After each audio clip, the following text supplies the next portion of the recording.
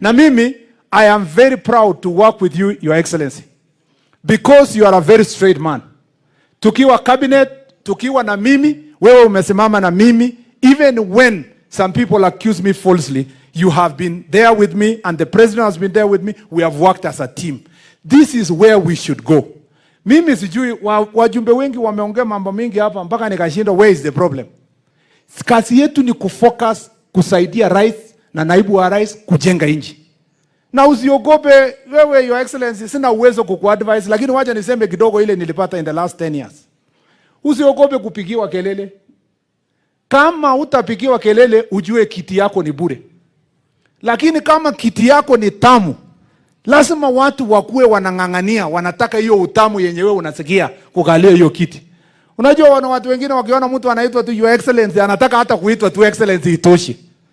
Wewe usiogope, focus. And I am saying this. Naibu wa rais ambaye saa hizi ndio rais, alipokuwa deputy president from 2013, he went through many things. Hata yenye wewe sasa hujafikia. Wewe unafikiria huyu Ngong mwenye anasema hapa tutachunga rais. Huyu alilima rais 2013, 2017 alikuwa mkali. Lakini unaona sasa anaimba wimbo ya Musa na kondoo ya kusema turudi ndani. So the people who are even making a lot of noise could be your best disciples.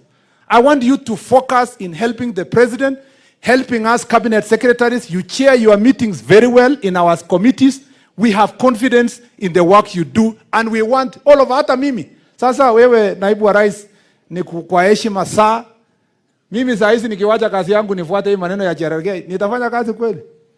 Lakini yeye anapika, akipata mimi anafurahi sana, anajua wao watu watapika makofi. Lakini mimi I have to be focused kufanya ile kazi inapeleka sisi mbele. Sisi tushikane, nchi yetu iende mbele, rais na naibu watuongoze ili nchi yetu isonge mbele. Ama mnasema nini watu wa Uasin Gishu? Kwa hivyo kwa hayo na mengi,